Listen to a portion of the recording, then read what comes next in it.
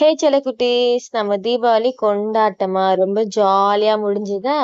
நேத்து ராத்திரி வானம் முழுக்க ஒரே சத்தமா, வெளிச்சமா, கலர்ஃபுல்லா பட்டாசுன்னு ஒரே திருவிழா தான். ஓகே, இப்போ ஒரு முக்கியமான கேள்வி. நீங்க எல்லாரும் சமத்து குட்டீஸ் மாதிரி பாதுகாப்பா விளையாண்டீங்கல்ல? ஓகே, இப்ப நம்ம கதைக்குள்ள போலாம். தீபாவளி முடிஞ்ச மறுநாள் காலையில ஒரு குட்டி பையன் நேரா வாசலுக்கு ஓடி வந்தான். நேத்து ராத்திரி எவ்வளவு ஜாலியா இருந்துச்சுல்லன்னு சிரிச்சுக்கிட்டே வந்தான்.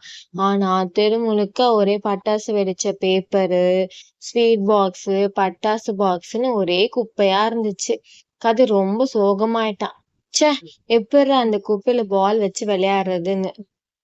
கதிர் சோகமா நிக்கிறத பார்த்துட்டு பாட்டி ஒரு விளக்கமாறு எடுத்துட்டு வந்தாங்க.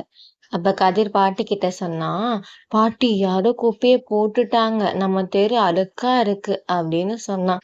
அதுக்கு பாட்டி சிரிச்சுக்கிட்டே, கதிர், கொண்டாட்டத்துல நீயும் ஒரு பங்கு தானே, அப்ப சுத்தம் செய்யறதும் உன்னோட பொறுப்பு தான்.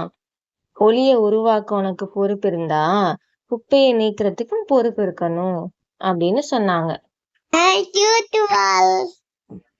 உங்களுக்கு என்ன கதை வேணும் கீழே கமெண்ட் பண்ணுங்க. பாட்டி சொன்னதும் கதிர் புரிஞ்சுக்கிட்டான். கதிரும் பாட்டியும் உற்சாகமா சேர்ந்து குப்பையெல்லாம் சேகரிக்க ஆரம்பிச்சாங்க. கதிர் பொறுமையா குப்பையெல்லாம் ஒவ்வொன்றா எடுத்து எடுத்து குப்பை கூடையில போட்டான். கதிருக்கு சுத்தம் பண்ணதுல ரொம்ப சந்தோஷம். கொஞ்ச நேரத்துல தெரு பளபளன்னு சுத்தமாயிடுச்சு.